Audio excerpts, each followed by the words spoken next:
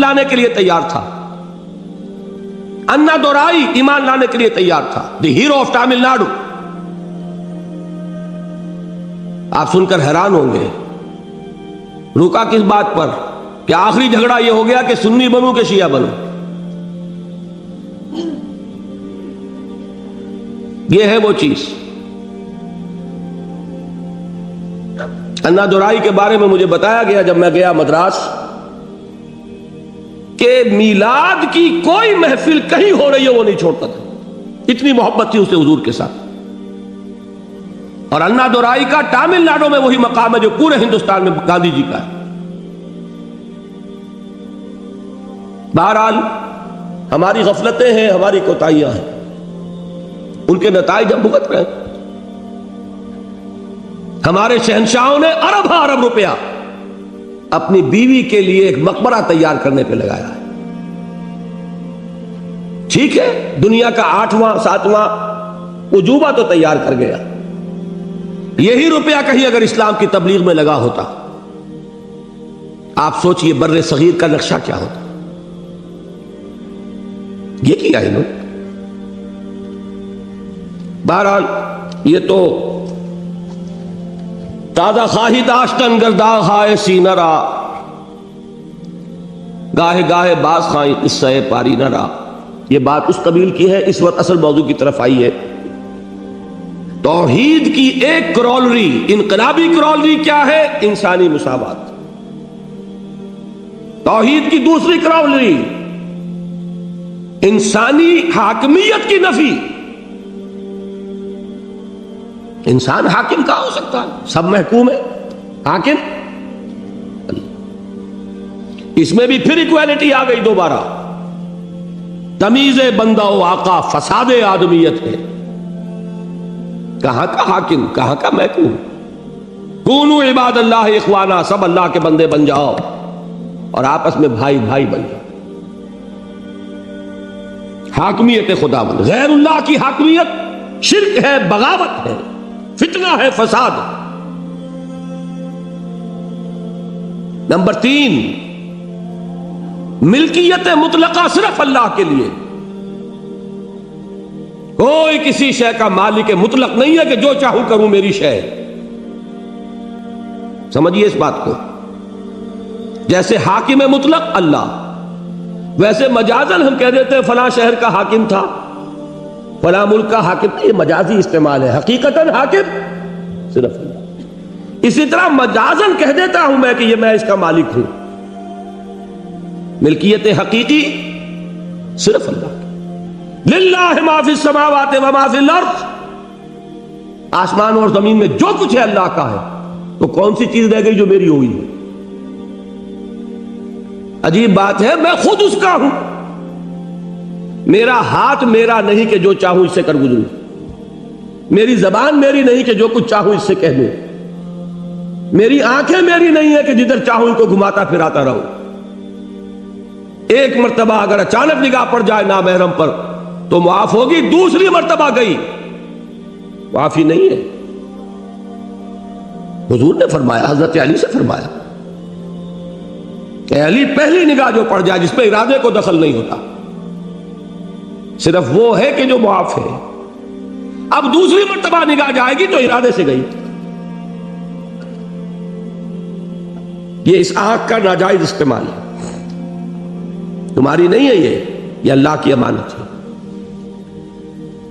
سیاست کے میدان میں حاکمیت کی بجائے خلافت، اور معاشیات کے میدان میں ملکیت کی بجائے امانت۔ این امانت چند روزہ نزد ماست، در حقیقت مالک ہر شے خدا سے۔ اور یہ شعر اس دور کا کسی شاعر کا ہوتا تو آپ کہتے ہیں کہ کمیونزم سے متاثر ہو گیا ہوگا۔ یہ کس کا شعر ہے؟ این امانت چند روزہ نزد ماست، در حقیقت مالک ہر شے خدا سے۔ کس کا شعر ہے؟ شیخ سعدی رحمت اللہ علیہ کا۔ یہ ہے اصل میں، تفصیل تو ہے، میرے کیسٹس 4 4 5 5 ان کی تقریریں جو میں نے کی مسجد دارالسلام میں، اسلام کا سیاسی نظام، اسلام کا معاشی نظام، اسلام کا سماجی نظام، ان کے سیٹس لیجیے، سنیے، ایک ایک بات بتائی ہے جو ان تینوں نظاموں سے متعلق ہے، جو در حقیقت یہ سب کیا ہے؟ فقط ایک نقطہ ایما کی تفسیریں۔ یہ ایک ہی توحید کا اصول ہے جس نے سماجی سطح پر انسانی مساوات، سیاسی میدان میں حاکمیت خداوندی اور معاشی میدان میں ملکیت تامہ و مطلقہ صرف اللہ کے لیے، یہ تین اصول دیے۔ ان کا پرچار ہوگا تو انقلاب اسلامی کا پہلا قدم اٹھے گا۔ سمجھ گئے میری بات کو؟ اس سے ہٹ کر آپ دعوت کرتے رہیے، نصیحت کرتے رہیے، نماز کی تلقین کرتے رہیے، آپ اتباع سنت کی تلقین کرتے رہیے، انقلابی عمل شروع نہیں ہوگا۔ لیکن یہ میں نہیں کہتا کہ ثواب سے خالی ہے یہ کام، ثواب ملے گا۔ یہ میں نہیں کہتا کہ اس میں کوئی بھلائی نہیں ہے، وہ بھلائی تو ملے گی جو حضور نے فرمایا، وہ بھی حضرت علی سے خطاب کے فرمایا تھا کہ اے علی، لا یہدی اللہ بک رجلا واحدا خیر لک من حمر النعم، اگر اللہ تمہارے ذریعے ایک انسان کو بھی ہدایت دے دے تو یہ سرخ اونٹوں سے بھی بڑی دولت ہے۔ یہ اپنی جگہ، اس کی نفی نہیں ہے، لیکن نظام بدلنا، اقامت دین، تکبیر رب، اعلاء کلمت اللہ، اس کی جد و جہد کا آغاز بھی نہیں ہوگا جب تک کہ دین کی ان تعلیمات کی نشر و اشاعت نہیں۔ نمبر 2، تنظیم۔ تنظیم کے لیول پر ایمان بالرسالت ہے اصل شے۔ دیکھیے تنظیم کسے کہتے ہیں؟ ایک لیڈر، اس کا حکم ماننا، یہی ہے نا؟ اور حکم بھی کیسا ماننا کہ سنو اور اطاعت کرو۔ اگر جیسے کہ فوج میں ہوتا ہے کہ اگر سپاہی پوچھنے لگے کہ جناب آپ حکم تو مجھے دے رہے ہیں لیکن کیوں دے رہے ہیں، پہلے یہ سمجھائیے، میرے خیال میں تو آپ غلط حکم دے رہے ہیں، تو فوج چل سکتی ہے؟ فوجی ڈسپلن کسے کہتے ہیں؟ میں نے وہ انگریزی نظم کا سٹینزا آپ کو سنایا تھا، charge of the light brigade, there is not to reason why, there is but to do and die۔ اور انقلاب اس کے بغیر نہیں آتا۔ سمعوا اطاعت، فاسمعوا واطیعوا، سنو اور اطاعت کرو۔ اذ قلتم سمعنا واطعنا، جب تم نے کہا کہ ہم نے سنا اور اطاعت کی، ہے کہ نہیں؟ فاتقوا اللہ ما استطعتم واسمعوا واطیعوا، یہ بار بار الفاظ ملیں گے۔ اب آپ بتائیے کہ کیا رسول پر ایمان لانے والوں کی اطاعت اسی نوعیت کی نہیں ہوگی؟ دنیا میں کوئی اور لیڈر ہو سکتا جس کے حکم کو کبھی کوسچن نہ کیا جا سکے؟ لیکن جس کو رسول مان لیا، کیا اس کے حکم کو بھی آپ کوسچن کر سکتے؟ واقعہ یہ ہے کہ جو ڈسپلن صحابہ کرام کی جماعت کا تھا، اس کی کوئی مثال تاریخ انسانی کا کوئی ڈسپلن پیش نہیں کر سکتا۔ میں اس کی مثال دوں گا آپ کو، اور ایک مثال اس کی بھی دوں گا کہ بعض صحابہ سے اس ڈسپلن میں ذرا غلطی ہوئی تھی تو نتیجہ کیا نکلا۔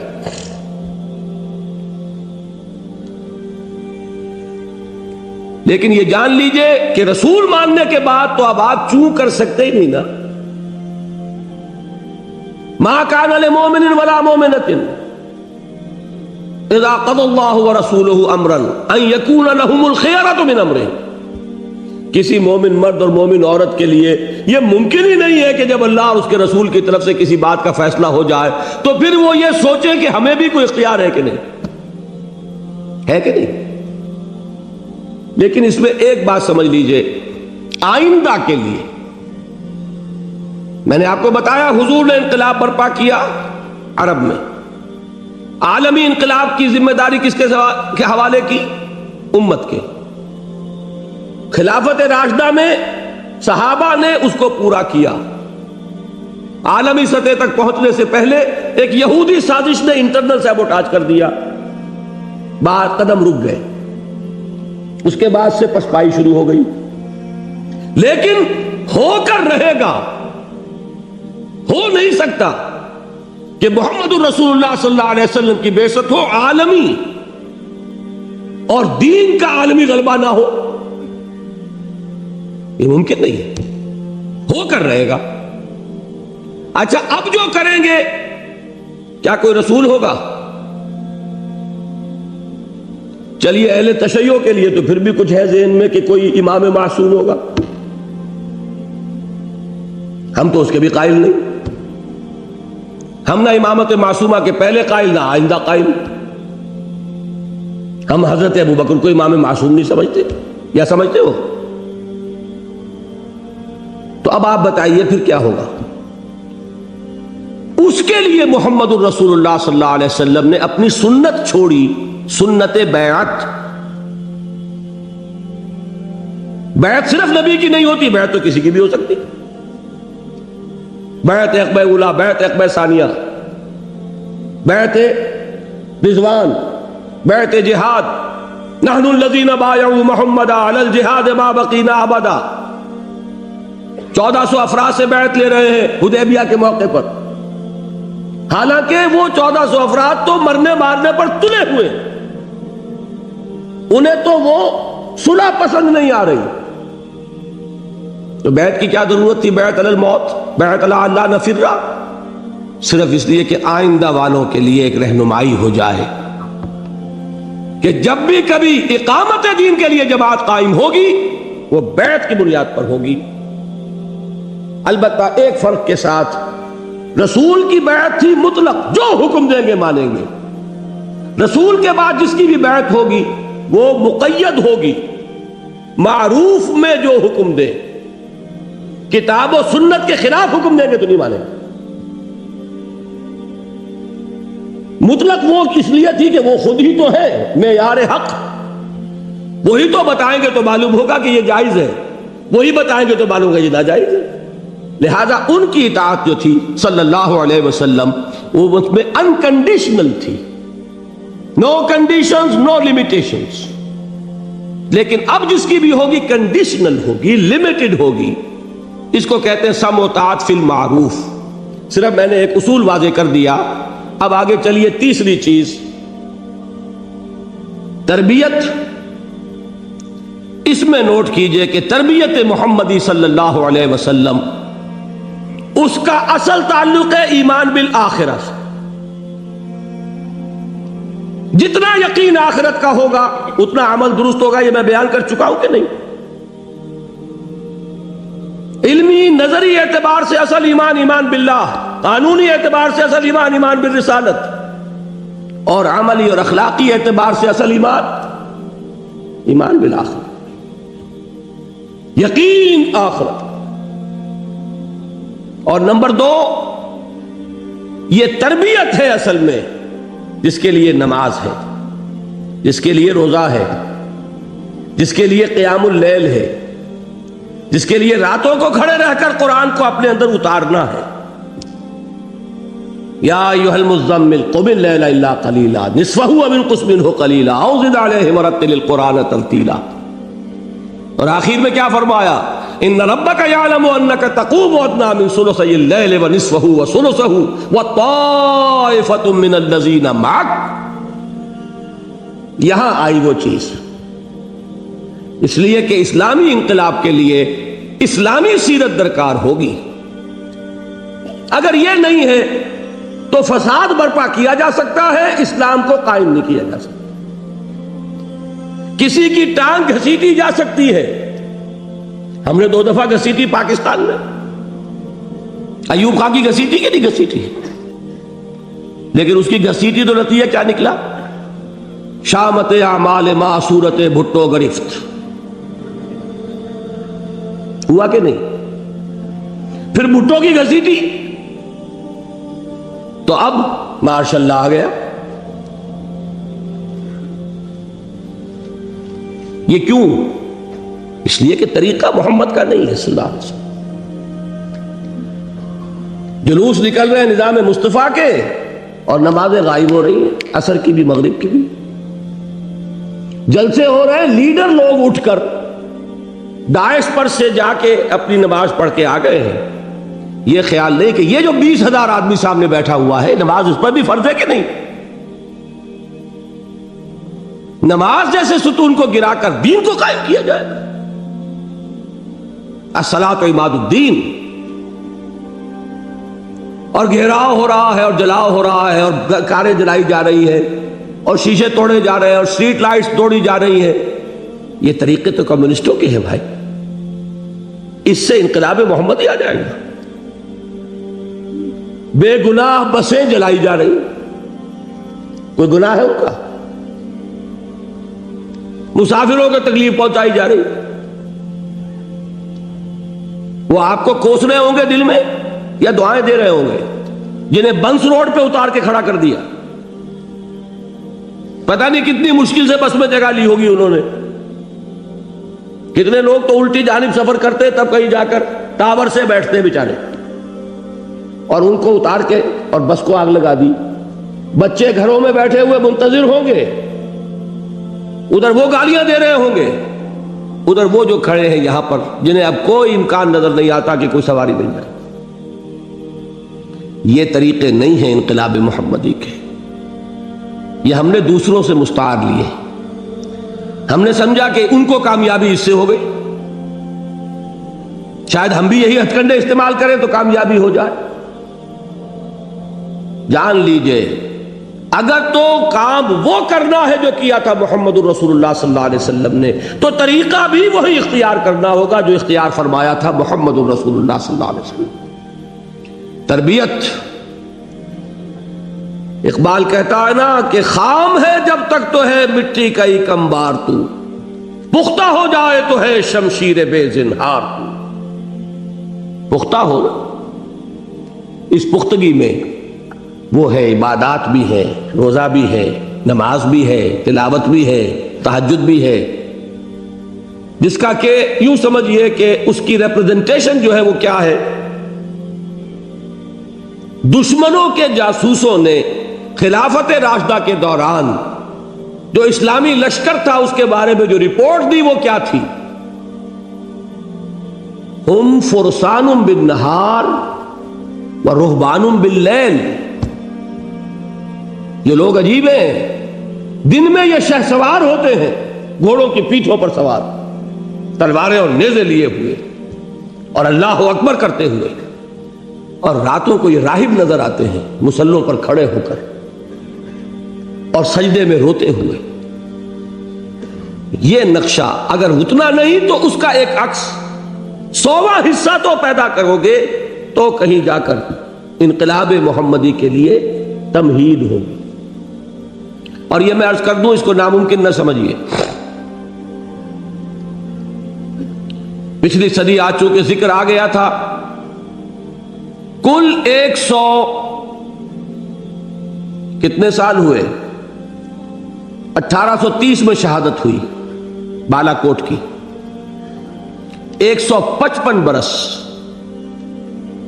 5 برس کا پورا معاملہ تھا ہجرت سے لے کر شہادت تک. تو کل 150 برس پہلے، تو سمجھیے 160 برس پہلے، وہ عظیم تحریک بر صغیر پاک و ہند میں تحریک شہیدین، اس کے افراد، ان مجاہدین کی سیرتوں کے بارے میں وہی گواہی دی دنیا نے جو صحابہ کرام کے بارے میں گواہی دی. صحابہ کرام کا لشکر جب داخل ہوا ہے بیت المقدس میں، تو عیسائیوں نے اپنا سارا نسوانی حسن مڈیروں پر جمع کر دیا تھا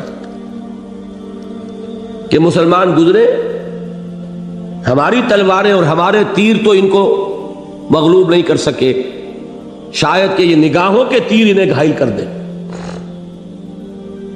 لیکن کیا آتا ہے، پورا لشکر زمین پر نظریں گاڑے ہوئے ایسے گزر گیا کہ کسی نے اٹھا کر نہیں دیکھا نظر کہ کون ہے اوپر. اور بعین ہی یہی گواہی ملی ہے مجاہدین کے بارے میں. ہزارہ کے علاقے میں جو گجر قوم آباد ہے، نہایت حسین و جمیل خواتین، نہایت حسین و جمیل، وہ آپس میں باتیں کرتی تھی کہ یہ لوگ معلوم ہوتا ہے کہ شاید نامرد ہیں، کہ انہوں نے کبھی ہماری طرف نگاہ اٹھا کے نہیں دیکھی۔ دور صحابہ کرام کا ایک نقشہ، یہ بھی بر صغیر پاک و ہند کی بہت بڑی سعادت ہے کہ اتنے عرصے کے بعد سیرت و کردار اور دینی اخلاق، دینی جماعت اور بیعت کی بنیاد پر جماعت، بیعت تھی سید صاحب کے ہاتھ پر بیعت کی گئی، وہ سارا نقشہ دکھا دیا۔ باقی شکست و فتح نصیبوں سے ہے ولے امیر، مقابلہ تو دل ناتواں نے خوب کیا۔ یہ بات تو یہ ہے کہ بہت سے انبیاء ناکام ہو گئے دنیاوی اعتبار سے، اس میں کوئی حرج کی بات نہیں، دنیاوی اعتبار سے ناکامی کوئی بڑی بات نہیں اگر اخروی کامیابی، اور اس میں کسی شک و شبے کی گنجائش نہیں۔ تو تین چیزیں کیا ہوئی؟ دعوت توحید کے حوالے سے، تنظیم جو صحابہ کی تھی رسالت، اور اب ہوگی تو بیعت سموتات فی المعروف کے حوالے سے، تربیت وہ تربیت محمدی صلی اللہ علیہ وسلم کا طریقہ۔ اس سے کیا بنا؟ ایک جماعت، ایک جمعیت، ایک قوت، بنیان مرصوص۔